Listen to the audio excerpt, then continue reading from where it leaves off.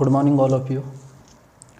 कल के वीडियो में अपन ने बात की थी प्रकाश के परावर्तन और प्रकाश के परावर्तन के नियम। आज अपन पढ़ेंगे परावर्तन के प्रकार, टाइप्स ऑफ रिफ्लेक्शन या परावर्तन के प्रकार। टाइप्स ऑफ रिफ्लेक्शन, परावर्तन के प्रकार। परावर्तन दो प्रकार के होते हैं। एक तो परावर्तन होता है जिसे अपन बोलते हैं रेगुलर रिफ्लेक्शन। रेगुलर रिफ्लेक्शन का मतलब नियमित परावर्तन। और दूसरा होता है उसको अपन बोलते हैं अनियमित परावर्तन या विसरित परावर्तन। परावर्तन दो प्रकार के होते हैं, एक नियमित परावर्तन और दूसरा होता है विसरित परावर्तन। इसको अपन बोलते हैं रेगुलर रिफ्लेक्शन, रेगुलर रिफ्लेक्शन नियमित परावर्तन, और इसको अपन बोलते हैं डिफ्यूज्ड रिफ्लेक्शन। तो परावर्तन दो प्रकार के, एक तो नियमित और दूसरा जो परावर्तन होता है उसे कौन सा परावर्तन कहते हैं? विसरित। सबसे पहले अपन बात करते हैं नियमित परावर्तन की। नियमित परावर्तन क्या होता है कि जब प्रकाश किसी चिकनी समतल सतह पर, जब प्रकाश किसी चिकनी समतल सतह पर आपतित होता है तो परावर्तित प्रकाश एक निश्चित दिशा में, परावर्तित प्रकाश एक निश्चित दिशा में लौट जाता है। इसे नियमित परावर्तन कहते हैं। इसे नियमित परावर्तन कहते हैं। तो जब प्रकाश एक निश्चित दिशा से किसी चिकनी समतल सतह पर, चिकनी समतल सतह का मतलब हो गया जैसे समतल दर्पण पर, आपतित होता है तो परावर्तित प्रकाश एक निश्चित दिशा में लौट जाता है। इसे अपन कौन सा परावर्तन कहते हैं? नियमित। नियमित परावर्तन में क्या होता है? मान लीजिए ये एक चिकनी समतल सतह है, XY एक समतल सतह है, समतल सतह। जब प्रकाश एक निश्चित दिशा से किसी चिकनी समतल सतह पर आपतित होता है तो परावर्तित प्रकाश भी एक निश्चित दिशा में लौट जाता है। तो यह आपतित किरण, यह परावर्तित किरण, इस तरीके से। तो परावर्तित प्रकाश एक निश्चित दिशा में लौट जाता है। इस प्रकार का जो परावर्तन होता है उसे कौन सा परावर्तन कहते हैं? नियमित। तो यह अपना नियमित परावर्तन है। दूसरा जो परावर्तन है उसे अपन बोलते हैं विसरित परावर्तन। तो नंबर 2 विसरित परावर्तन, डिफ्यूज्ड रिफ्लेक्शन। विसरित परावर्तन में क्या होता है कि जब प्रकाश एक निश्चित दिशा से, जब प्रकाश एक निश्चित दिशा से किसी खुरदरे पृष्ठ पर, किसी खुरदरे पृष्ठ पर आपतित होता है तो परावर्तित प्रकाश विभिन्न दिशाओं में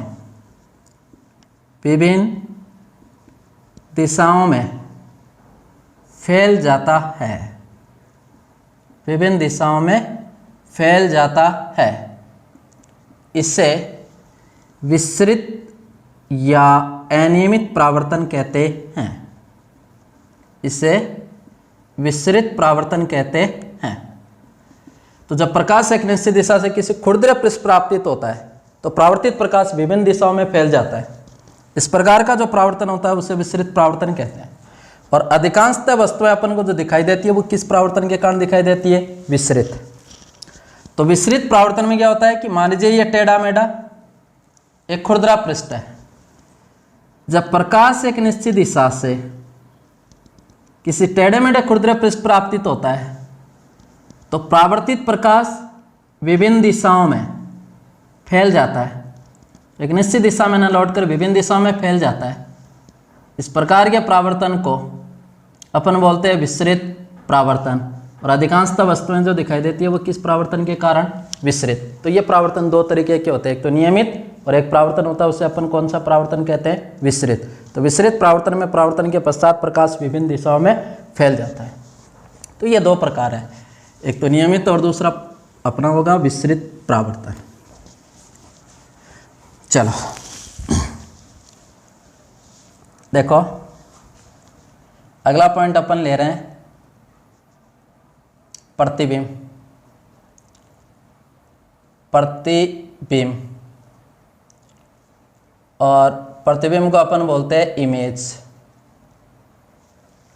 इमेज प्रतिबिंब क्या होता है कि जब किसी भी वस्तु से जाने वाली प्रकाश किरणें दर्पण पर आपतित होगी तो वहां से परावर्तित होगी और लेंस पर आपतित होगी तो वहां से क्या होगी? अपवर्तित। तो जब किसी भी वस्तु से जाने वाली प्रकाश किरणें कहीं से परावर्तन और अपवर्तन के पश्चात किसी बिंदु पर वास्तव में मिलती है या मिलती भी प्रतीत होती है तो उस बिंदु पर वस्तु की उपस्थिति की अनुभूति होती है, जिसे अपन उस वस्तु का क्या बोलते हैं? प्रतिबिंब। तो प्रतिबिंब बनता है परावर्तन और किसके कारण? अपवर्तन। दर्पण से परावर्तन होता है जबकि लेंस से क्या होता है? अपवर्तन। तो प्रतिबिंब अपन किसे कहते हैं कि जब किसी वस्तु से जाने वाली प्रकाश किरणें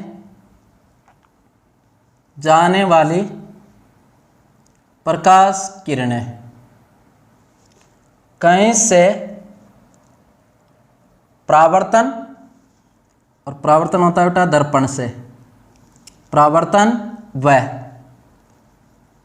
अपवर्तन के पश्चात, परावर्तन व अपवर्तन के पश्चात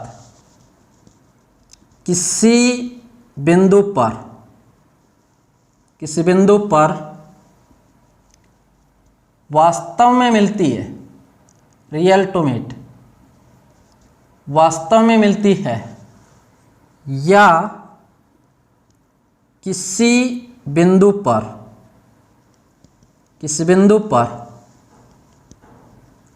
मिलती हुई प्रतीत होती है। वास्तव में मिलती है या किसी बिंदु पर मिलती भी प्रतीत होती है तो उस बिंदु पर वस्तु की उपस्थिति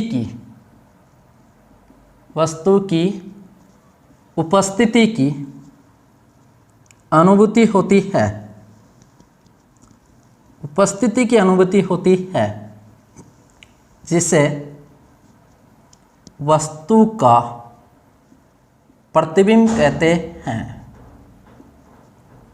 जिसे वस्तु का प्रतिबिंब कहते हैं। तो किसी भी वस्तु से जाने वाले प्रकाश किरणें दर्पण पर आपतित होगी तो वहां से तो क्या होगा? परावर्तन। और लेंस पर आपतित होगी तो वहां से उसका क्या होगा? अपवर्तन। तो इस परावर्तन और अपवर्तन के पश्चात किसी बिंदु पर या तो वास्तव में मिलती है या किसी बिंदु पर मिलती भी प्रतीत होती है तो उस बिंदु पर वस्तु की उपस्थिति की अनुभूति होती है, जिसे अपन उस वस्तु का क्या कहते हैं? प्रतिबिंब। तो प्रतिबिंब में दो कंडीशन होती है, या तो परावर्तित या अपवर्तित किरणें किसी बिंदु पर वास्तव में मिलती है या किसी बिंदु पर मिलती भी क्या होती है? प्रतीत। इस आधार पर अपन ये कह सकते हैं कि प्रतिबिंब दो प्रकार के होते हैं। प्रतिबिंब दो प्रकार के होते हैं। तो प्रतिबिंब दो प्रकार के होते हैं। एक तो प्रतिबिंब होता है वास्तविक प्रतिबिंब, एक तो होता है वास्तविक प्रतिबिंब, और दूसरा जो प्रतिबिंब होता है ना, उससे अपन बोलते हैं आभासी प्रतिबिंब। तो प्रतिबिंब किसी भी वस्तु के दो तरीके के प्रतिबिंब होते हैं, एक तो वास्तविक प्रतिबिंब और एक प्रतिबिंब कैसा होता है, आभासी। इस वास्तविक प्रतिबिंब को अपन बोलते हैं रियल इमेज, रियल इमेज, और आभासी प्रतिबिंब होता है उसको अपन बोलते हैं वर्चुअल इमेज। तो किसी भी वस्तु के दो तरीके के प्रतिबिंब होते हैं, एक तो वास्तविक और एक प्रतिबिंब कैसा होता है, आभासी। इन दोनों प्रतिबिंबों में मुख्यतः अंतर क्या होता है कि इस वास्तविक प्रतिबिंब को पर्दे पर प्राप्त किया जा सकता है। वास्तविक प्रतिबिंब को किस पर प्राप्त किया जा सकता है, पर्दे पर। जबकि वर्चुअल इमेज या आभासी प्रतिबिंब होता है ना, इसको कभी भी पर्दे पर प्राप्त नहीं किया जा सकता। तो वास्तविक प्रतिबिंब को पर्दे पर प्राप्त किया जा सकता है, जबकि आभासी प्रतिबिंब को कभी भी पर्दे पर प्राप्त नहीं किया जा सकता। वास्तविक प्रतिबिंब होता है वह सामान्यतः उल्टा बनता है। किसी भी वस्तु का वास्तविक प्रतिबिंब होता है वह सामान्यतः कैसा बनता है, उल्टा। जबकि आभासी प्रतिबिंब होता है ना, वह हमेशा कैसा बनता है, सीधा। तो ये दो मुख्यतः अंतर है इसमें। एक चीज और याद रखना कि वास्तविक प्रतिबिंब सदैव उल्टा बनता है और आभासी प्रतिबिंब सदैव कैसा बनता है, सीधा। तो मुख्यतः ये अंतर है। तो मेन इसका जो अंतर रहेगा वो ये रहेगा कि रियल इमेज या वास्तविक प्रतिबिंब को पर्दे पर प्राप्त किया जा सकता है, जबकि आभासी प्रतिबिंब होता है उसको कभी भी पर्दे पर प्राप्त नहीं किया जा सकता। तो ये प्रतिबिंब दो प्रकार के होते हैं। अब एक तो मैंने बोला कि वास्तविक प्रतिबिंब, और एक प्रतिबिंब कौन सा बोला, आभासी। वास्तविक प्रतिबिंब अपन किसे कहते हैं, वास्तविक प्रतिबिंब, रियल इमेज। तो वास्तविक प्रतिबिंब का निर्माण कब होता है, जब किसी वस्तु का प्रतिबिंब, जब किसी वस्तु का प्रतिबिंब परावर्तित या अपवर्तित किरणों के वास्तव में मिलने से बनता है, वास्तव में मिलने से बनता है, तो इसे वास्तविक प्रतिबिंब कहते हैं। तो इसे वास्तविक प्रतिबिंब कहते हैं। देखो, जब किसी भी वस्तु से जाने वाली प्रकाश किरणें दर्पण पर आपतित होगी तो परावर्तित, और लेंस पर आपतित होगी तो क्या, अपवर्तित। तो जब किसी वस्तु से जाने वाली प्रकाश किरणें परावर्तन और अपवर्तन के पश्चात किसी बिंदु पर वास्तव में मिलती है, तो उस बिंदु पर उस वस्तु का बनने वाला प्रतिबिंब कौन सा प्रतिबिंब कहलाता है, आभासी। जबकि किसी भी वस्तु का प्रतिबिंब परावर्तित या अपवर्तित किरणों को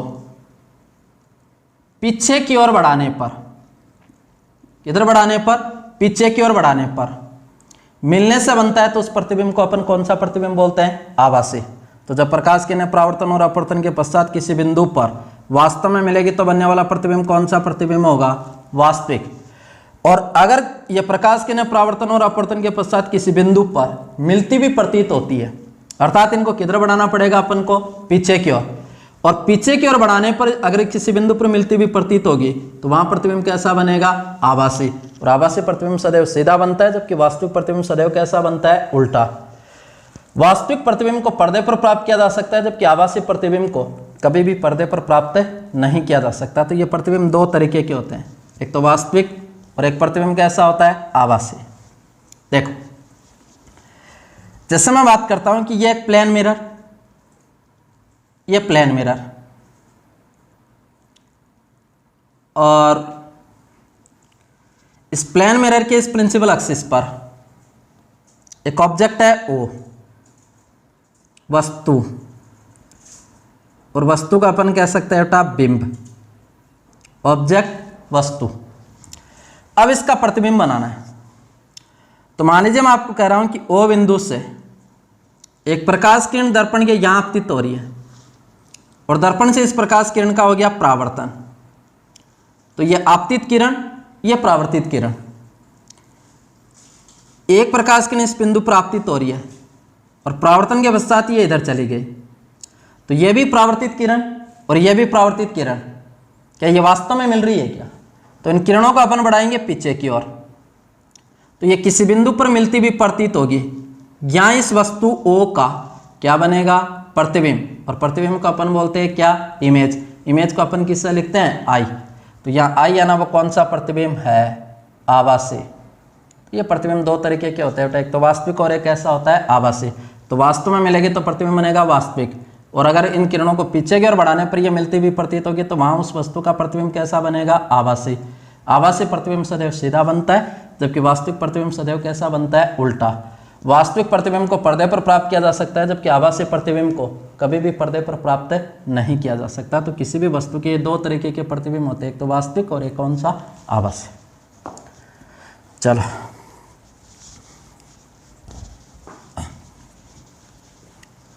अब जो टॉपिक पढ़ रहे हैं थोड़ा इंपॉर्टेंट टॉपिक रहेगा इसमें। देखो टॉपिक ले रहे हैं अपन अगला, दर्पण। और दर्पण को अपन बोलते हैं बेटा मिरर। दर्पण,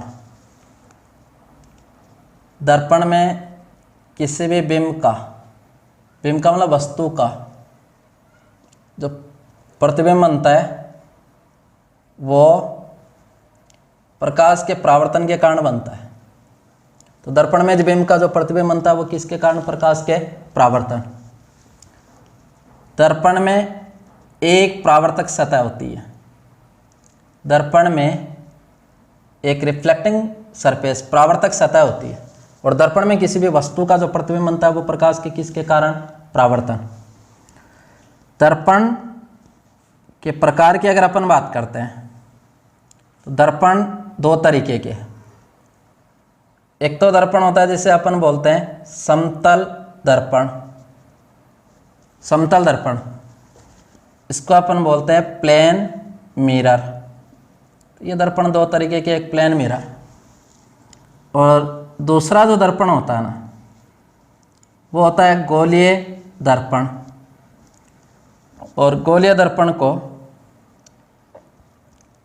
इंग्लिश में अपन बोलते हैं स्फेरिकल मिरर।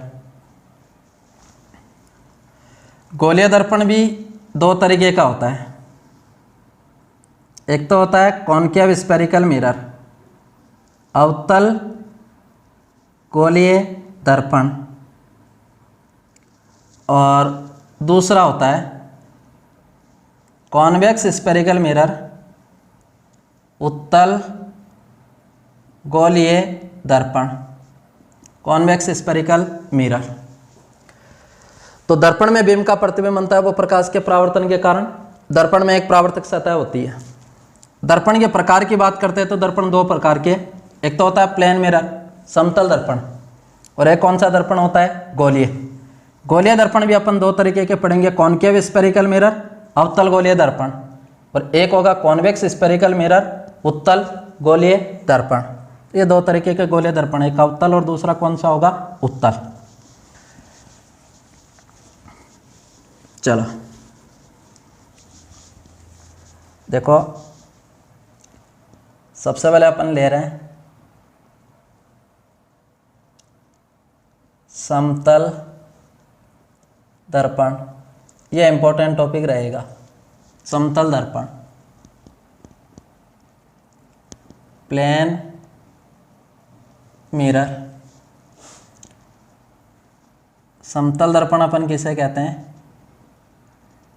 कि एक ऐसा दर्पण जिसमें एक निश्चित दिशा में, एक निश्चित दिशा में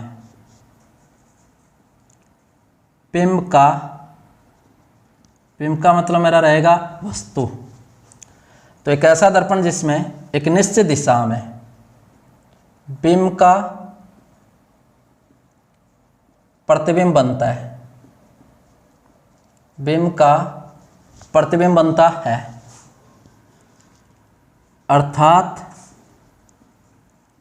नियमित परावर्तन होता है, अर्थात नियमित परावर्तन होता है, समतल दर्पण कहलाता है। तो एक ऐसा दर्पण जिसमें एक निश्चित दिशा में बिंब का प्रतिबिंब बनता है, अर्थात कौन सा परावर्तन होता है, नियमित। और जिस दर्पण में नियमित परावर्तन होता है उस दर्पण को अपन बोलते हैं प्लेन मिरर। कौन सा दर्पण, समतल। अब अपन पढ़ रहे हैं समतल दर्पण में प्रतिबिंब निर्माण। समतल दर्पण में प्रतिबिंब का निर्माण। देखो समतल दर्पण में प्रतिबिंब का निर्माण, सुनते जाना अच्छे तरीके से। आपको बता रहा हूं ये एक प्लेन मिरर और इसमें एक ही परावर्तक सतह होती है, ये समतल दर्पण है, ये इसका मुख्य अक्ष। मान लीजिए यहां कोई ऑब्जेक्ट है PQ, ये एक वस्तु है और इस वस्तु का अपन को प्रतिबिंब बनाना है। वस्तु है ये PQ। अब प्रतिबिंब के लिए आपको कम से कम 2 परावर्तित किरणें चाहिए या 2 अपवर्तित किरणें चाहिए, लेकिन यहां दर्पण है तो दर्पण में तो अपन सबको होता है, क्या होता है, परावर्तन। तो परावर्तित किरणें होंगी। अब मान लीजिए इस वस्तु PQ के, तो PQ यहां वस्तु है, बिंब ऑब्जेक्ट, ये PQ ऑब्जेक्ट है, बिंब। PQ के Q सिरे से एक प्रकाश किरण इस समतल दर्पण पर लंबवत आपतित होती है। और कल अपन ने बढ़ा कि जब कोई भी प्रकाश किरण किसी भी पृष्ठ पर लंबवत आपतित होती है तो परावर्तन के पश्चात पुनः उसी पथ का अनुसरण करती है। इस स्थिति में I का मान 0, R का मान 0, लेकिन डेल्टा का मान कितना डिग्री होगा, 180, और डेल्टा अपना कहलाता है विचलन कोण। लेकिन प्रतिबिंब के लिए कम से कम अपन को कितने परावर्तित किरणों की रिक्वायरमेंट होती है, 2। अब अगला पॉइंट मैं बता रहा हूं कि PQ के Q सिरे से एक प्रकाश किरण यहां आपतित हो रही है, तो यह कोण कहलाएगा आपतन कोण। इसको मैं किससे लिखूं, I। अब जितने कोण से यह आपतित होगी उतने कोण से ये क्या हो जाएगी, परावर्तित। तो यह I होगा तो यह भी कितना होगा, I। अब यह भी परावर्तित किरण, यह भी परावर्तित किरण, क्या ये किसी बिंदु पर वास्तव में मिल रही है क्या, तो वास्तव में नहीं मिल रही। इसका मतलब इसमें बनने वाला प्रतिबिंब कैसा नहीं होगा, वास्तविक। तो इन किरणों को अपन किधर बढ़ाएंगे, पीछे की ओर। और पीछे की ओर बढ़ाने पर यह जिस बिंदु पर मिलती भी प्रतीत होगी वहां इस बिंब का क्या बनेगा, प्रतिबिंब। तो इस वस्तु PQ का प्रतिबिंब यहां बनेगा और प्रतिबिंब बन गया बेटा P' और क्या, Q'। ये इमेज है, प्रतिबिंब है। तो बताओ ये प्रतिबिंब कैसा होता है, आभासी। तो समतल दर्पण में बनने वाला प्रतिबिंब होता है वो सदैव आभासी होता है। देखो इन किरणों को, परावर्तित किरणों को अपन पीछे की ओर बढ़ाते हैं तो ये इस बिंदु पर मिलती भी प्रतीत होती है, तो वास्तव में न मिलकर इस बिंदु पर मिलती भी प्रतीत हो रही है। तो यहाँ इस वस्तु का ये कैसा प्रतिबिंब बन रहा है, आभासी। अब यहां से देखो ये प्रतिबिंब का आकार और बिंब का आकार समान है, तो समतल दर्पण में बनने वाला जो प्रतिबिंब होता है ना, वो बिंब के आकार का होता है। तो जितने बिंब का आकार होगा उतना का उतना आकार किसका होगा, प्रतिबिंब। अब प्रतिबिंब है ये कैसा प्रतिबिंब है, वास्तविक है कि आभासी है, तो प्रतिबिंब है ये कैसा, आभासी। वस्तु के आकार के क्या है, बराबर, और आभासी प्रतिबिंब तो बताओ ये कैसा प्रतिबिंब होगा, सीधा। तो पहला पॉइंट निकल कर क्या आया, पहला पॉइंट सुनना, देखो पहला पॉइंट निकल कर आया कि समतल दर्पण में बनने वाला प्रतिबिंब, समतल दर्पण में बनने वाला प्रतिबिंब कैसा होता है, आभासी। वास्तविक ना होकर आभासी होगा। आभासी वस्तु के बराबर, वस्तु के आकार के तुल्य होता है। तो पहला पॉइंट अपन बढ़ रहे हैं कि समतल दर्पण में बनने वाला प्रतिबिंब आभासी, सीधा आभासी होगा तो ये प्रतिबिंब कैसा होगा, सीधा, वस्तु के आकार के बराबर। लेकिन पार्श्विक उल्टा होता है, लेकिन पार्श्विक उल्टा होता है। तो समतल दर्पण में बनने वाला प्रतिबिंब आभासी होता है, सीधा होता है, वस्तु के आकार के बराबर होता है, लेकिन कैसा होता है, पार्श्विक उल्टा। पार्श्विक उल्टा का मतलब क्या होता है कि प्रतिबिंब का दायां, प्रतिबिंब का राइट साइड, दायां, बिंब या वस्तु का क्या होता है, बायां, प्रतिबिंब का बायां, बिंब का क्या होता है, दायां। इसको अपन बोलते हैं पार्श्विक उल्टा। तो पहला पॉइंट मेरा यह हो गया कि समतल दर्पण में बनने वाला प्रतिबिंब आभासी होता है, सीधा होगा। आभासी होगा तो वो सीधा होगा, वस्तु के आकार के बराबर होता है, लेकिन कैसा उल्टा होता है, पार्श्विक उल्टा। अब पार्श्विक उल्टा का मतलब यह होता है कि समतल दर्पण में बनने वाले प्रतिबिंब का दायां बिंब का बायां होता है, तो प्रतिबिंब का बायां बिंब का कैसा होता है, दायां। तो इस दायां बायां होता है, बायां दायां होता है। जैसे अपन दर्पण के सामने खड़े होते हैं तो अपनी राइट साइड होती है वो अपनी इमेज की लेफ्ट साइड होती है, और अपने लेफ्ट बायां होता है वो बिंब का, प्रतिबिंब का क्या होता है, दायां। इसको अपन बोलते हैं पार्श्विक उल्टा। तो समतल दर्पण में बनने वाला प्रतिबिंब आभासी होता है, सीधा होता है, वस्तु के आकार के बराबर होता है, लेकिन कैसा उल्टा होता है, पार्श्विक। इनमें दूसरा पॉइंट अपन बोलेंगे समतल दर्पण में बनने वाले प्रतिबिंब का दायां बिंब का बायां होता है, और प्रतिबिंब का बायां बिंब का कैसा होता है, दायां, और इसको अपन बोलते हैं कौन सा उल्टा, पार्श्विक। तीसरा पॉइंट मैं आपको बता रहा हूं कि समतल दर्पण में बिंब और प्रतिबिंब होते हैं ना, ये इस दर्पण से समान दूरी पर होते हैं। दर्पण से किस दूरी पर होते हैं, समान। अगर कोई वस्तु समतल दर्पण से 10 सेंटीमीटर की दूरी पर होगी तो प्रतिबिंब भी दर्पण से कितनी दूरी पर बनेगा, 10 सेंटीमीटर। अगर कोई वस्तु दर्पण से 5 सेंटीमीटर दूरी पर होगी तो उस वस्तु का प्रतिबिंब भी दर्पण से कितने सेंटीमीटर दूरी पर होगा, 5। ये अगला पॉइंट है। तो अगला पॉइंट अपन ये बोल रहे हैं तीसरा, समतल दर्पण में बिंब, बिंब का मतलब मेरा वस्तु, व प्रतिबिंब की दर्पण से दूरियां समान होती है। तो समतल दर्पण में बिंब और प्रतिबिंब के दर्पण से दूरियां समान होती है। जैसे देखो, ये एक प्लेन मिरर, प्लेन मिरर, ठीक है, ये एक समतल दर्पण है, प्लेन मिरर M1 M2, और मान लीजिए इस दर्पण से A दूरी पर एक वस्तु रखी गई है P, तो P वस्तु है, और इस वस्तु की प्लेन मिरर M1 M2 से दूरी कितनी, A। तो समतल दर्पण में इस वस्तु का कैसा प्रतिबिंब बनेगा, आभासी, सीधा, वस्तु के आकार के बराबर, लेकिन कैसा उल्टा होगा, पार्श्विक। तो इसका प्रतिबिंब बनेगा, आपको बताया Q, पार्श्विक उल्टा होगा। और मान लीजिए ये प्रतिबिंब, प्रतिबिंब इस दर्पण से मान लीजिए कितनी दूरी पर है, B। तो यहाँ बिंब और प्रतिबिंब की दर्पण से दूरियां होती है ना, वो बराबर होती है, A = B। अगर ये 5 सेंटीमीटर पर होगा तो ये भी कितने पर होगा, 5। ये 10 पर होगा तो ये भी कितने पर होगा, 10। तो समतल दर्पण में बिंब व प्रतिबिंब होते हैं, उनकी दर्पण से दूरियां क्या होती है, समान, समान दूरी पर बनते हैं। समतल दर्पण में प्रतिबिंब दर्पण से उतनी दूरी पर बनता है जितनी दूरी पर बिंब रखा जाता है दर्पण से, तो ये दूरियां समान होती है। अगला पॉइंट, समतल दर्पण में, समतल दर्पण में किसी वस्तु का पूरा प्रतिबिंब देखने के लिए, पूरा प्रतिबिंब देखने के लिए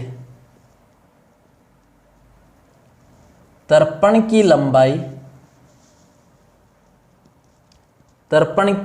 लंबाई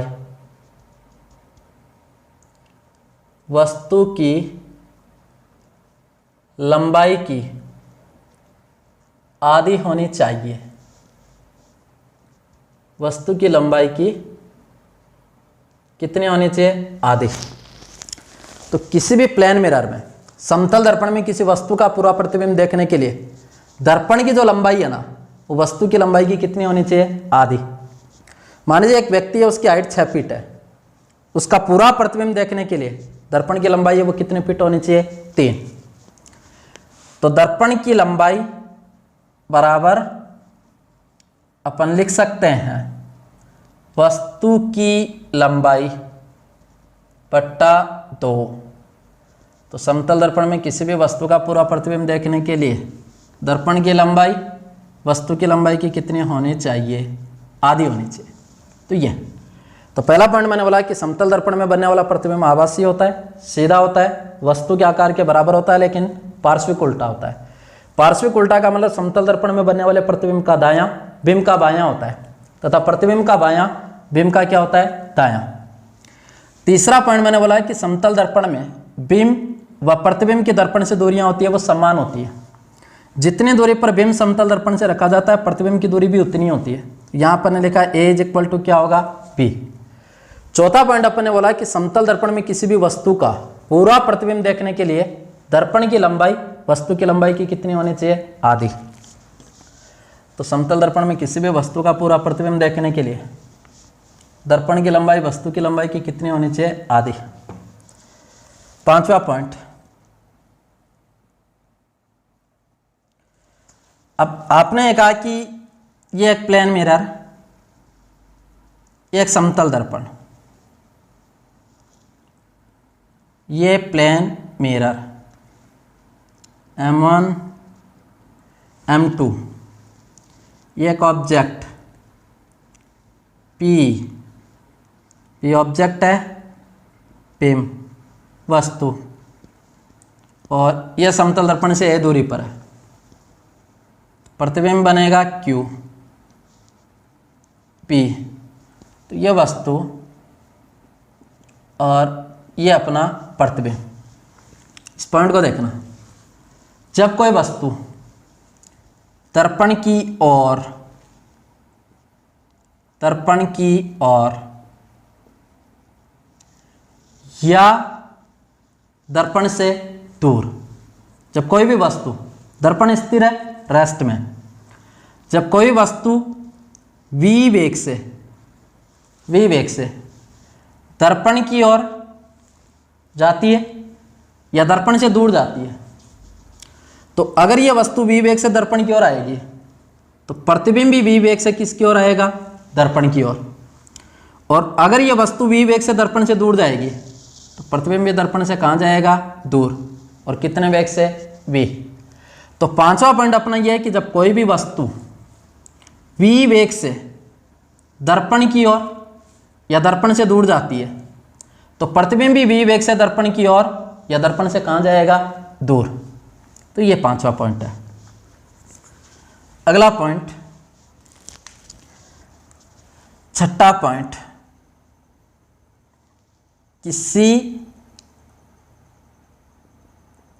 आपतित प्रकाश किरण के लिए, किसी आपतित प्रकाश किरण के लिए समतल दर्पण को थीटा कोण से घुमा दिया जाता है,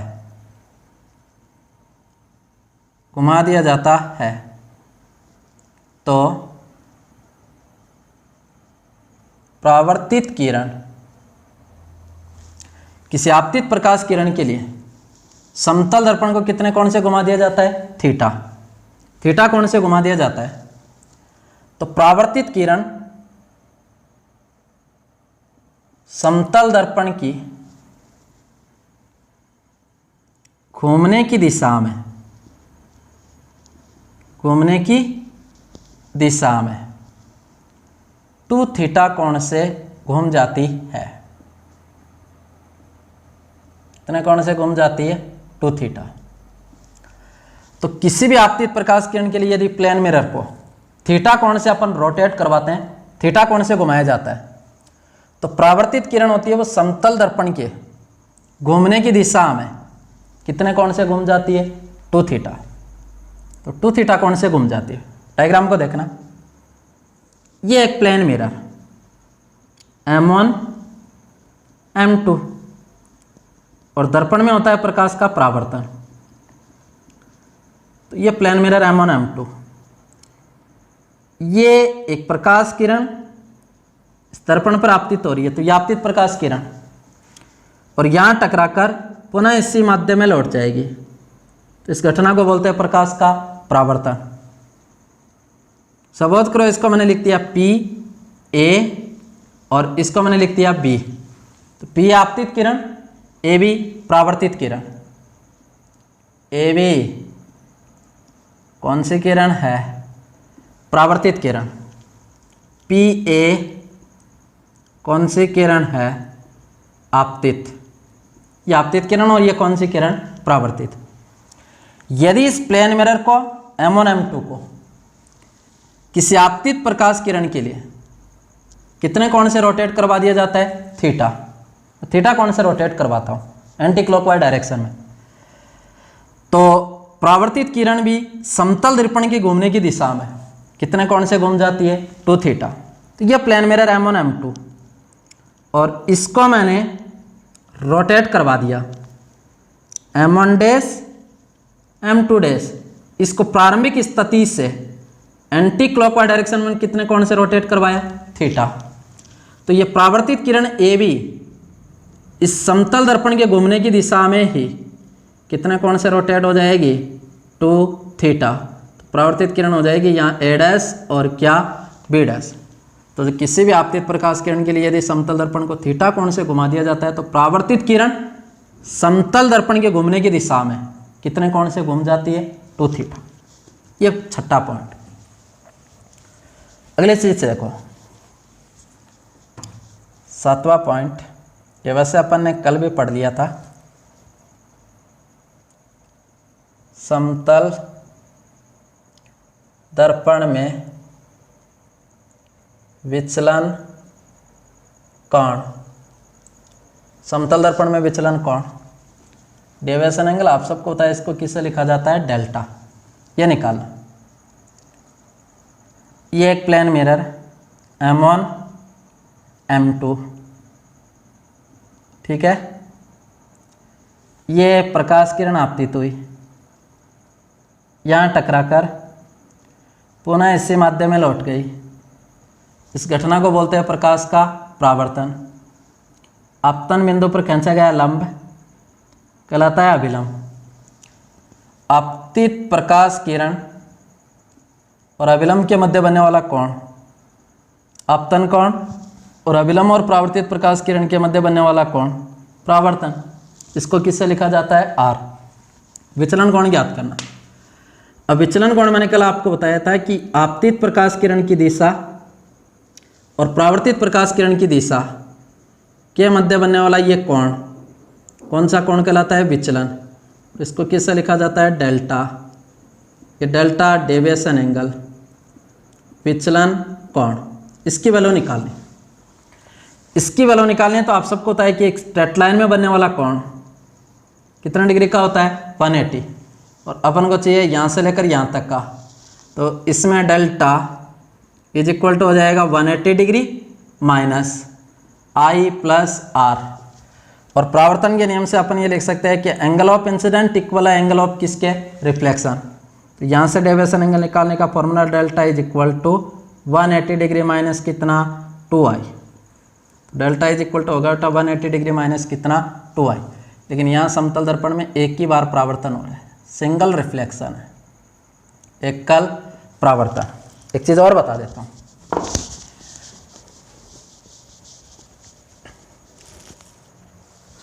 डबल रिफ्लेक्शन,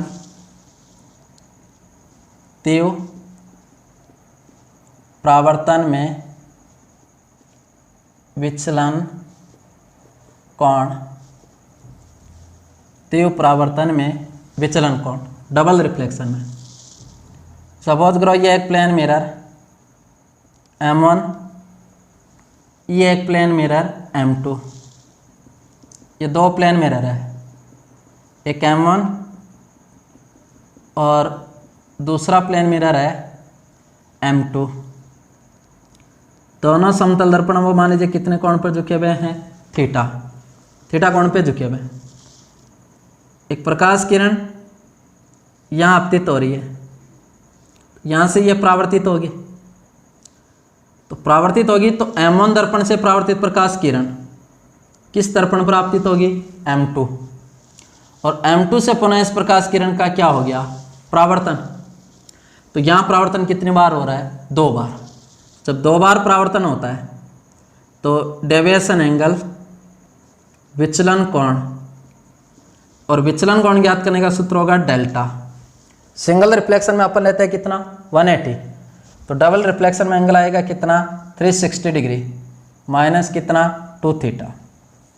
तो जब दो समतल दर्पण थीटा कोण पे झुके हुए होते हैं तो कुल विचलन कोण ज्ञात करने का सूत्र होता है delta is equal to 360 degree minus 2 theta. यहाँ थीटा है ना, हाँ, वो समतल दर्पणों के मध्य कोण है, समतल दर्पणों के मध्य बनने वाला कोण, ये समतल दर्पणों के मध्य बनने वाला कोण। तो सिंगल रिफ्लेक्शन होता है तो विचलन कोण ज्ञात करने का सूत्र होता है delta is equal to 180 degree minus 2i, और डबल रिफ्लेक्शन होता है तो विचलन कोण ज्ञात करने का सूत्र होता है 360 डिग्री माइनस 2 थीटा। इससे अपन निकाल सकते हैं।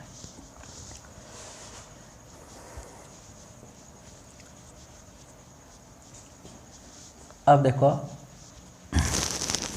लास्ट और सबसे इम्पोर्टेंट पॉइंट है ये, जो भी अपने जितने भी पॉइंट हो गए इसमें सबसे ज़्यादा क्वेश्चन पूछे जाते हैं। ये टॉपिक रहेगा इम्पोर्टेंट, थीटा कोण पर झुके हुए समतल, थीटा कोण पर झुके हुए समतल दर्पणों के मध्य रखी गई वस्तु के बनने वाले प्रतिबिंबों की संख्या, ये इम्पोर्टेंट है। नंबर ऑफ इमेज या प्रतिबिंबों की संख्या थीटा कोण पर झुके हुए समतल दर्पणों के मध्य रखी गई वस्तु के बनने वाले प्रतिबिंबों की संख्या।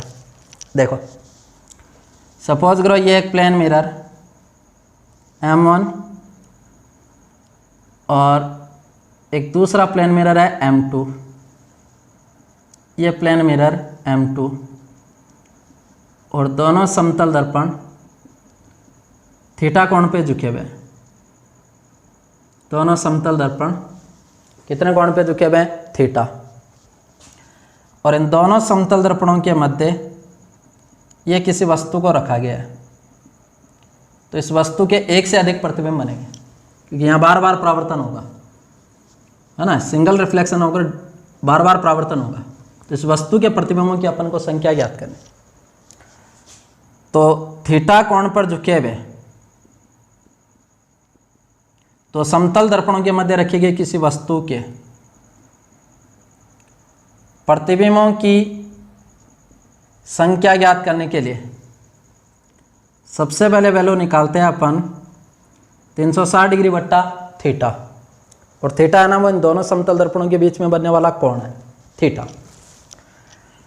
इस 360 डिग्री बट्टा थीटा का मान ज्ञात करते हैं तो इसकी दो कंडीशन आती है, या तो 360 डिग्री बट्टा थीटा का मान सम, और या इस 360 डिग्री बट्टा थीटा का मान विषम। तो थीटा कोण पर झुके हुए दो समतल दर्पणों के मध्य किसी भी वस्तु को रखने पर उस वस्तु के एक से अधिक प्रतिबिंब बनेंगे। उन प्रतिबिंबों की संख्या ज्ञात करने के लिए सबसे पहले अपन को 360 डिग्री बट्टा थीटा का मान ज्ञात करना है। इस 360 डिग्री बट्टा थीटा का मान ज्ञात करने पर इसके दो मान हो सकते हैं, या तो इसका मान आएगा इवन या आएगा ऑड, सम या विषम।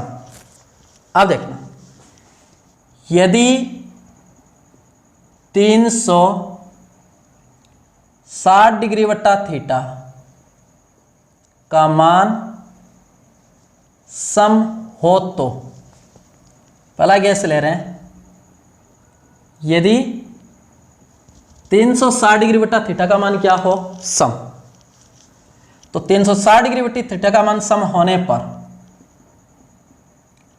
नंबर ऑफ इमेजेस या प्रतिबिंबों की संख्या, और प्रतिबिंबों की संख्या ज्ञात करने का सूत्र होगा n is equal to 360 degree बट्टा थीटा -1।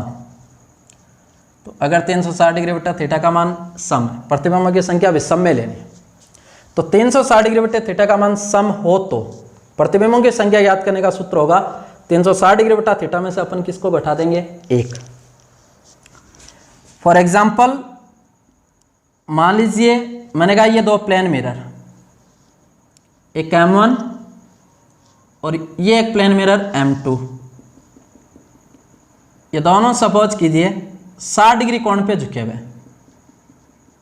कितना डिग्री कोण पे झुके हुए हैं, 60। और यहां इन दोनों के मध्य किसी वस्तु को रखी गई है। बताओ उस वस्तु के कितने प्रतिबिंब बनेंगे। अब प्रतिबिंबों की संख्या ज्ञात करने के लिए अपन सबसे मान पहले ज्ञात करेंगे 360 डिग्री बट्टा थीटा, और थीटा इन दोनों समतल दर्पणों के मध्य बनने वाला कोण है, इसका मान दे रखा है 60। तो 360 डिग्री बट्टा 60, आंसर कितना आएगा, 6। बताओ कैसी संख्या है, सम।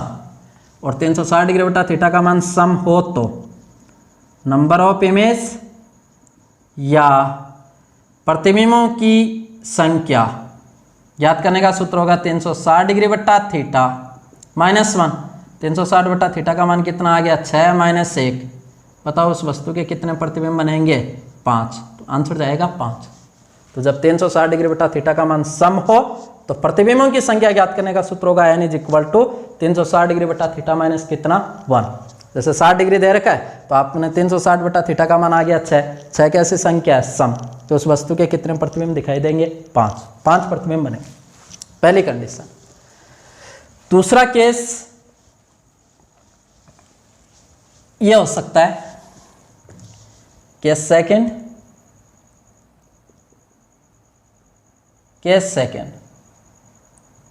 यदि 360 डिग्री बट्टा थीटा का मान विषम हो तो, सम होगा तो अपन 360 डिग्री बट्टा थीटा में से कितना घटा देंगे, 1, और वही उस वस्तु के प्रतिबिंबों की संख्या होगी। दूसरा केस ये हो सकता है कि 360 डिग्री बट्टा थीटा का मान विषम हो तो दो स्थितियां संभव होगी, तो स्थितियां संभव है। एक तो यह होगी कि जब वस्तु सम द्विभाजक पर हो, सिमेट्रिक फॉर्म में हो, जब वस्तु सम द्विभाजक पर हो, सम द्विभाजक का मतलब सिमेट्रिक फॉर्म में हो। सिमेट्रिक का मतलब ये plane mirror M1, plane mirror M1 और ये प्लेन मिरर M2, और दोनों समतल दर्पणों के बीच का कोण मान लीजिए मैं कह देता हूं कितना है, थीटा। सम द्विभाजक पर हो, सिमेट्रिक का मतलब ये हो गया कि वस्तु यहां है, ओ ऑब्जेक्ट या वस्तु है। सम द्विभाजक का मतलब ये होता है अगर ऊपर भी कोण θ/2 और नीचे वाला कोण भी कितना, θ/2, ये दोनों बराबर है तो वस्तु कहलाएगी सम द्विभाजक पर। और अगर ये दोनों बराबर नहीं होंगे तो वस्तु होगी सम द्विभाजक पर नहीं होगी, नॉन सिमेट्रिक फॉर्म होगी। तो जब 360 डिग्री बट्टा थीटा का मान विषम हो तो उसकी दो स्थितियां संभव है। पहली स्थिति बता रहा हूं कि जब वस्तु समद्विभाजक पर हो तो प्रतिबिंबों की संख्या, इस वस्तु के बनने वाले प्रतिबिंबों की संख्या ज्ञात करने का सूत्र होगा n is equal to 360 degree बट्टा थीटा माइनस 1। लेकिन कंडीशन है जब क्वेश्चन में दिया हुआ होगा कि दो समतल दर्पण वो इतने कोण पे झुके हुए और उन दोनों समतल दर्पणों के मध्य रखी गई वस्तु के प्रतिबिंबों की संख्या ज्ञात कीजिए, जबकि वस्तु किस पर है, समद्विभाजक। तो समद्विभाजक पर होगा तो प्रतिबिंबों की संख्या ज्ञात करने का सूत्र होगा n is equal to 360 degree बट्टा थीटा माइनस 1। एक क्वेश्चन देता हूं, देखो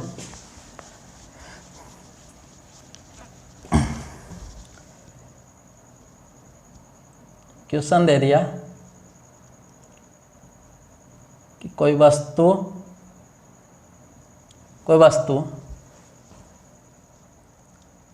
40 डिग्री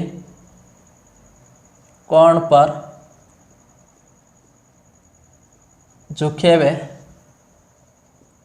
तो समतल दर्पणों के मध्य रखी गई है, तो वस्तु के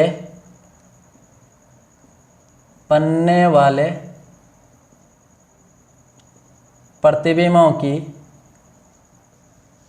वाले प्रतिबिंबों की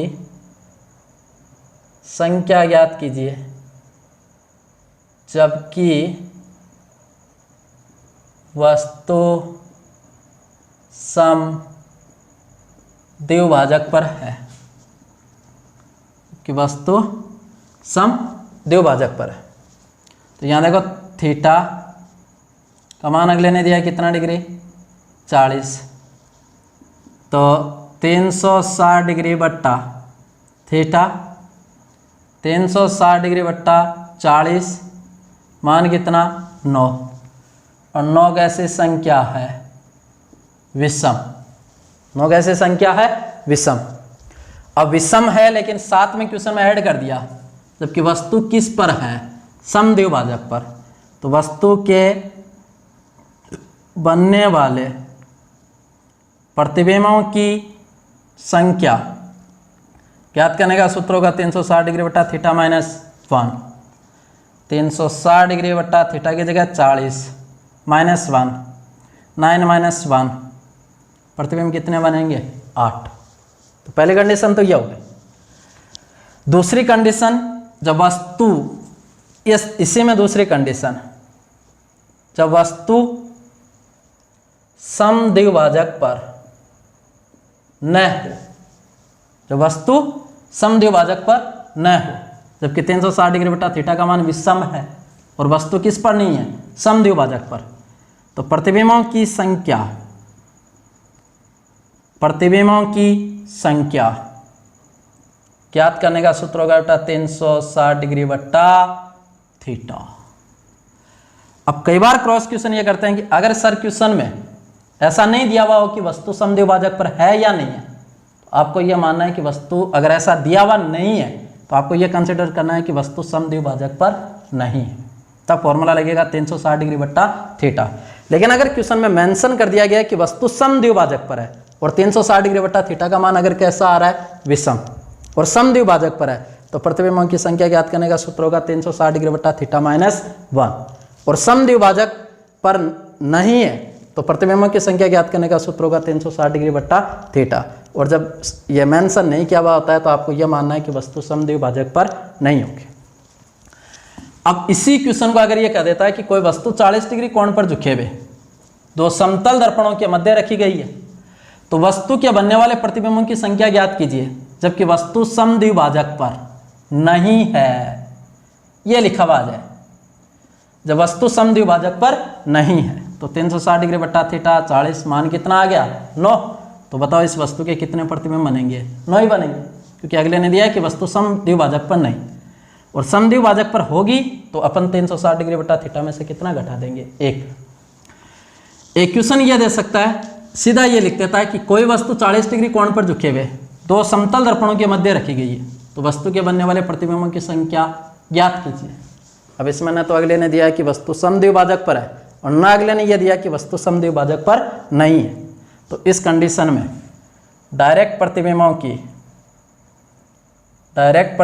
की संख्या ज्ञात करने का सूत्र होगा 360 डिग्री बट्टा थीटा। तो 360 डिग्री, थीटा की जगह 40, कितने प्रतिबिंब बनेंगे? 9। तो मेंशन नहीं किया बात है। तो याद रखना है कि जब 360 डिग्री बट्टा थीटा का मान सम होगा तो प्रतिबिंबों की संख्या ज्ञात करने का सूत्र होगा 360 डिग्री बट्टा थीटा माइनस 1। और यदि 360 डिग्री बट्टा थीटा का मान विषम है और वस्तु यदि समद्विभाजक पर है तो प्रतिबिंबों की संख्या ज्ञात करने का सूत्र होगा 360 डिग्री बट्टा थीटा माइनस 1। और यदि 360 डिग्री बट्टा थीटा का मान विषम है और वस्तु समद्विभाजक पर नहीं है तो प्रतिबिंबों की संख्या ज्ञात करने का सूत्र होगा बेटा 360 डिग्री बट्टा थीटा। इन सूत्रों से अपन किसी भी वस्तु के बनने वाले प्रतिबिंबों की क्या ज्ञात कर सकते हैं? संख्या। एक कंडीशन और दे दूं, लास्ट कंडीशन। यदि ये अगली कंडीशन है,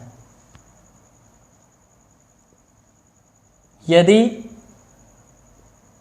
360 डिग्री बट्टा थीटा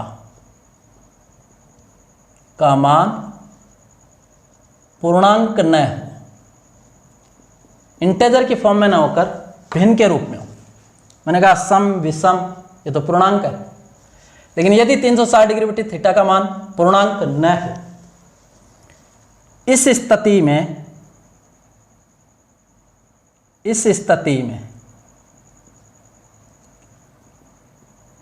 प्रतिबिंबों की संख्या ज्ञात करने के लिए जब 360 डिग्री बट्टा थीटा का मान पूर्णांक न हो, भिन्न के रूप में हो, सम विषम ना आकर पॉइंटों में मान आ जाए, तो पूर्णांक में आ जाए, भिन्न के रूप में आ जाए, इस स्थिति में प्रतिबिंबों की संख्या ज्ञात करने के लिए 360 डिग्री बट्टा थीटा माइनस 1 का मान ज्ञात करके, इनका मान ज्ञात करके इसके आगे वाली संख्या लिख देते हैं। इसके आगे वाली संख्या लिख देते हैं और वही उस वस्तु के किसकी संख्या होगी? प्रतिबिंबों की। कंडीशन को देखना, यदि 360 डिग्री बटा थीटा का मान है तो सम है न विषम है, कहने का मतलब पूर्णांक ही नहीं, भिन्न के रूप में। तो जब भिन्न के रूप में होता है इस स्थिति में प्रतिबिंबों की संख्या ज्ञात करने के लिए अपन मान ज्ञात करते हैं 360 डिग्री बटा थीटा माइनस 1, इसका मान ज्ञात करते हैं और 360 डिग्री बटा थीटा माइनस 1 का मान ज्ञात करके उसके आगे वाली संख्या को लिख देते हैं और इसके आगे वाली जो संख्या होगी ना, वही उस वस्तु के किसकी संख्या होगी? प्रतिबिंबों की। फॉर कंडीशन, मान लीजिए एक एग्जाम्पल ले रहे हैं अपन,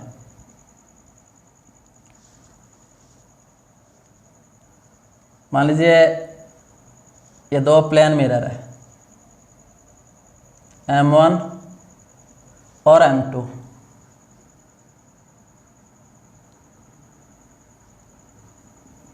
दो प्लेन मिरर है और दोनों समतल दर्पण है ना, वो 75 डिग्री कोण पे झुके हुए हैं, 75 डिग्री। और यहाँ किसी वस्तु को रखा गया है, बताओ इस वस्तु के कितने प्रतिबिंब बनेंगे? तो यहाँ दोनों समतल दर्पणों के बीच का कोण दिया 75 डिग्री, 75 डिग्री। तो सबसे पहले अपन मान ज्ञात करेंगे 360 डिग्री बट्टा थीटा, इसका मान ज्ञात करेंगे तो 360 डिग्री बट्टा 75 और इससे डिवाइड करेंगे इसको, तो इसका आंसर आएगा 4.8। अब ये पूर्णांक नहीं है, इंटेजर नहीं है, भिन्न के रूप में। किसके रूप में? भिन्न। 4.8 है। अब न तो इसको अपन ऑड कह सकते हैं, ना इवन कह सकते हैं, ना सम, ना क्या कह सकते हैं, विषम। पूर्णांक नहीं है, इंटेजर नहीं है, पूर्णांक नहीं है। इस स्थिति में प्रतिबिंबों की संख्या ज्ञात करने के लिए अपन मान ज्ञात करते हैं 360 डिग्री बटा theta minus 1। 360 degree upon theta की वैल्यू कितनी आई 4.8 माइनस 1। 4.8 में से 1 गया तो कितना बचा 3.8। अब 3.8 तो प्रतिबिंब नहीं बन सकते, तो मैंने कहा 360 डिग्री बटा थीटा माइनस 1 का मान ज्ञात करके उससे आगे वाली संख्या लिख देते हैं।